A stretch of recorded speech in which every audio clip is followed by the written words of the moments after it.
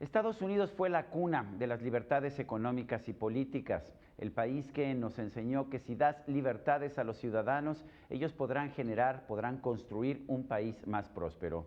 Sin embargo, Axel Kaiser, un escritor chileno, nos dice que Estados Unidos ha sufrido ahora una gran degeneración y ha perdido de manera gradual sus libertades.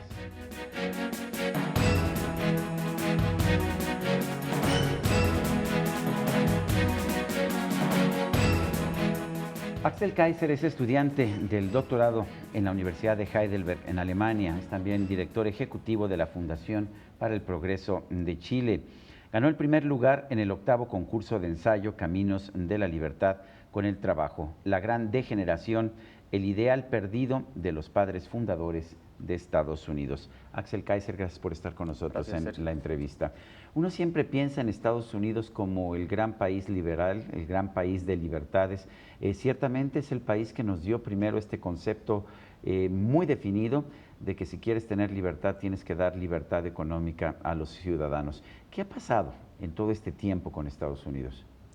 La tesis de fondo de ese artículo finalmente es una de las premisas centrales del credo liberal, como lo explica Hayek en Los Fundamentos de la Libertad, ¿verdad? Y que es que las ideas finalmente son las que definen, las ideas que predominan en una sociedad definen la evolución institucional en esa sociedad.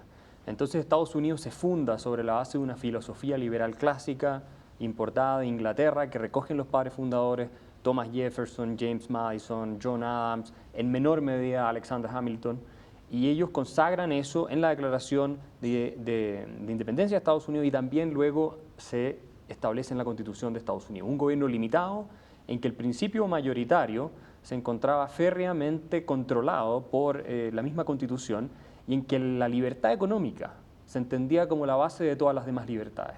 Esta filosofía que tiene de fondo una idea de libertad, como se llama en teoría de filosofía política, libertad negativa, en el sentido de que somos libres en la medida en que nadie nos obstaculiza a través de la coerción arbitraria para perseguir nuestros fines.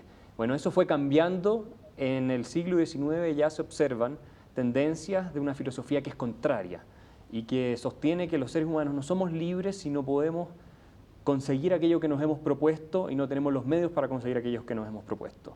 John Dewey fue un filósofo muy importante del movimiento progresista que lleva a esta evolución finalmente que termina siendo hegemónica durante el siglo XX en Estados Unidos y que sostiene que para ser libres tenemos que redistribuir riqueza y el Estado tiene que intervenir porque de lo contrario las personas, si no tienen los medios materiales para poder perseguir sus fines, tienen una libertad que es puramente formal y que es puramente lo que dice la ley, pero que en realidad no existe de manera sustancial. Aunque esta tendencia empieza bajo la idea de que vamos a defender la libertad proveyendo estos recursos para que se pueda conseguir la libertad, lo que empiezan a hacer también es a restringir la libertad de la sociedad y a despojar a los individuos del fruto de su trabajo. Es que este es el problema de fondo y por eso se produce el concepto, la confusión en el concepto de liberal en Estados Unidos, ¿verdad? Que usualmente se entendía liberal a la Adam Smith, el liberal clásico, en el sentido liberal, el que creía en la libertad. El que creía en la libertad, exacto, en la libertad económica asociada obviamente también a las libertades políticas. Porque ahora en Estados Unidos si hablas de un liberal, en realidad estás hablando de un intervencionista,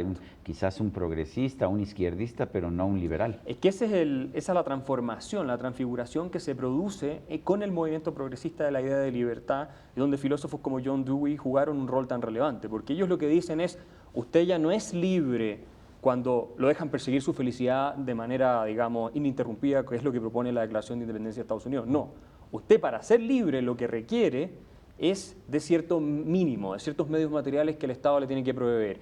Y a través de eso ellos lo que hacen es destruir el concepto original de libertad, porque de esa manera el Estado se justifica en su rol coactivo de redistribuidor de riqueza. Entonces el Estado, con tal de hacer libre a este grupo B, ataca al grupo A, le quita parte de su riqueza por la fuerza, porque así es como funciona el Estado, para satisfacer necesidades de este grupo. Y en el proceso se produce la gran degeneración de la que habla Niall Ferguson, el profesor de Harvard, en este último libro, y él la explica muy bien. Él lo que no dice es de dónde viene esta gran degeneración, pero él la describe muy bien. ¿Qué pasa? Que los políticos aprenden este mensaje de que para ganar elecciones Se trata de ofrecer beneficios. Y necesitan comprar votos. Necesitan comprar votos, como podría decirse, sobornar al pueblo con su propio dinero. Y finalmente esto en Estados Unidos se consolida ya con mucha fuerza con el New Deal, el programa de Franklin D. Roosevelt, él era un progresista y todo su brain trust de los asesores que tenía eran todos progresistas. Llegó a subir, si no mal recuerdo, el impuesto sobre la renta más del 90%, ¿no? Él subió, bueno, durante la Gran Depresión no solo él, sino que el mismo Herbert Hoover, que en realidad es el verdadero padre del New Deal. Murray Rothbard estudió esto muy en detalle. El verdadero padre del New Deal es Herbert Hoover, el presidente republicano, que venía antes de Roosevelt, y Roosevelt lo que hace es profundizar y masificar el New Deal, y suben los impuestos, sube el gasto público, y la intervención del Estado, y los productos de subsidio para, los programas de subsidio para productos agrícolas, en fin, todo eso se ha estudiado en la historia económica y se ha concluido que ha sido un desastre desde el punto de vista de lo que fue el bienestar de la población norteamericana, pero las instituciones del estado de bienestar que se crean en el tiempo de la Gran Depresión permanecieron, y después de que se crearon, siguieron expandiéndose, y Estados Unidos nunca más, desde principios del siglo XX, en que el gobierno en total, sumando gobiernos federales, locales, y el gobierno federal, los gobiernos locales y los gobiernos estatales, que no superaban el 7% del PIB en el gasto, Estados Unidos sí, el gasto en proporción al producto creció de manera sistemática hasta que llegamos hoy en que supera el 40% del producto, el gasto total del Estado.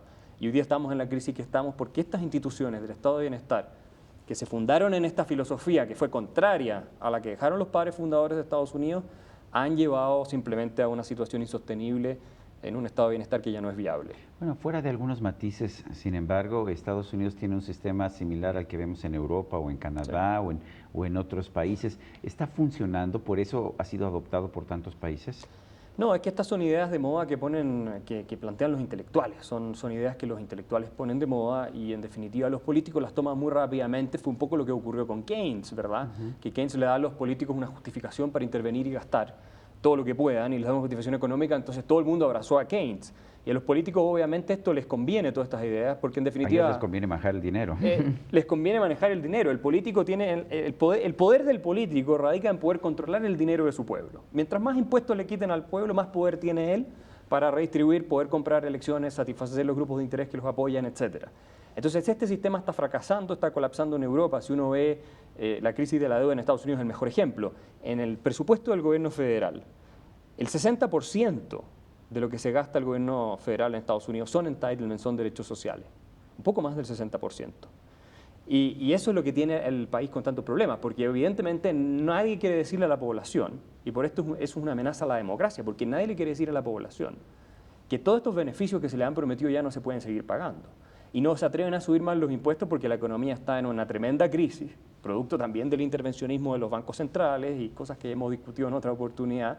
Entonces, si suben mucho los impuestos, que es lo que plantea Obama, va a haber impacto sobre el crecimiento económico y la posibilidad de recuperarse del país. Entonces, siguen endeudándose. Pero la deuda en algún momento no puede seguirse multiplicando. ¿Pero qué va a pasar en el futuro? Vemos ya, de hecho, después de que nos hablaron de la gran moderación, personajes como Ben Bernanke, que ya habíamos dejado atrás las recesiones, estamos viendo la recesión más prolongada y más fuerte desde los tiempos de la Gran Depresión, sí, y no vemos con claridad que ninguno de los países desarrollados pueda salir. Al mismo tiempo vemos que países que tienen menores cargas sociales, como China o como Corea del Sur, son los países que están creciendo. Pero ¿qué va a pasar en el futuro? ¿Van a asumir países como China y Corea del Sur la misma carga social que tienen los países de Europa o Estados Unidos? ¿O por el contrario, no va a haber otra opción más que reducir las cargas sociales para mantener una competitividad? Sí, lo que está claro, Sergio, es que el sistema como está hoy, y que podemos rastrearlo, si uno quiere, hasta obviamente el New Deal, pero yo diría que el punto ya de inflexión definitivo fue la eliminación del padrón oro, que permitió la expansión del crédito, de la masa monetaria y por lo tanto del financiamiento fiscal, de los gastos fiscales. En definitiva, ese sistema se está llegando a un punto de colapso. Lo que estamos experimentando en Occidente hoy, y yo creo que la gente no tiene todavía muy claro lo que estamos viviendo, es el fin de una era. Lo que estamos viendo es el fin de la era del estado de bienestar y el fin de la era del dinero papel.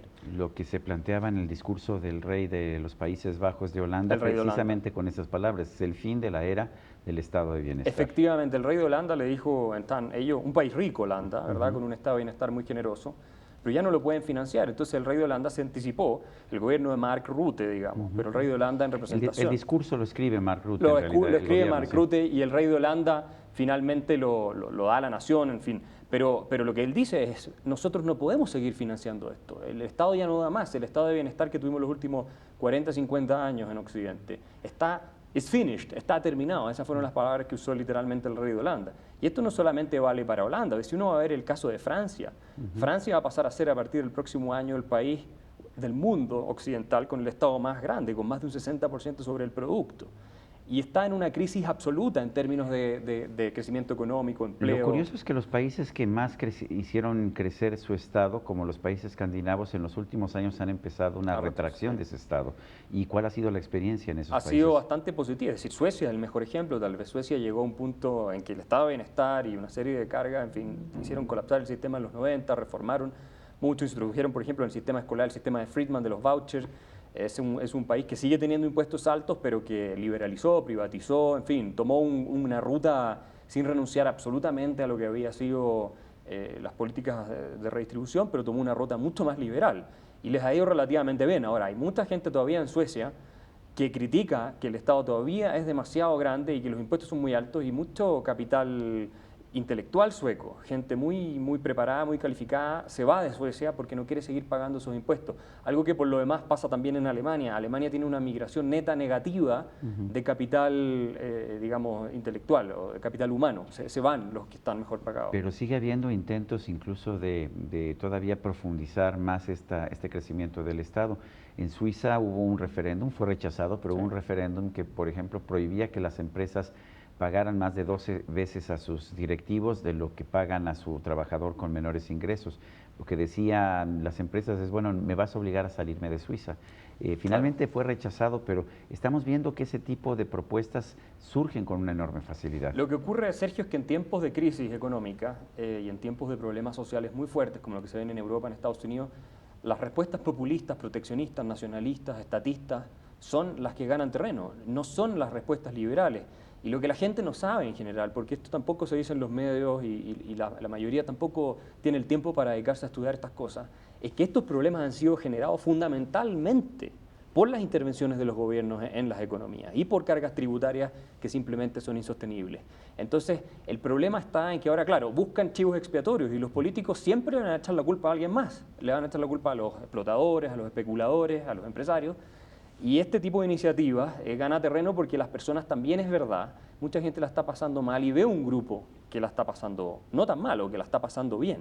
Ahora, dentro de ese grupo están las élites financieras que efectivamente, hay un reciente estudio de McKinsey, por ejemplo, que prueba también cómo las tasas artificiales de interés bajas han transferido masiva cantidad de riqueza desde los hogares, digamos, de las familias normales, de la población clase media, a élites de grupos que están tanto en los sectores no financieros como también a los gobiernos que se han podido endeudar a tasas mucho más bajas. Y todo eso en definitiva lo termina pagando el ciudadano promedio.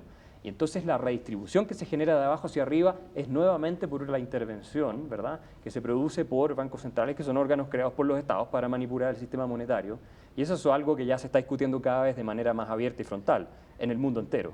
Entonces, finalmente, Sergio, el problema está en que el camino de los padres fundadores de Estados Unidos, se llama self-reliance en inglés, ¿no es cierto? La confianza en el individuo, en su capacidad de salir adelante, es lo que hemos abandonado, lo que Estados Unidos abandonó gradualmente en las últimas décadas y ahora estamos pagando el precio. Axel Kaiser, autor de La Gran Degeneración, el ideal perdido de los padres fundadores de Estados Unidos. Gracias por esta conversación. Gracias, Sergio. Y a usted, amigo televidente, que hace posible este programa, se lo agradezco también. Esto es todo por hoy, pero no se le olvide. Nos vemos la próxima.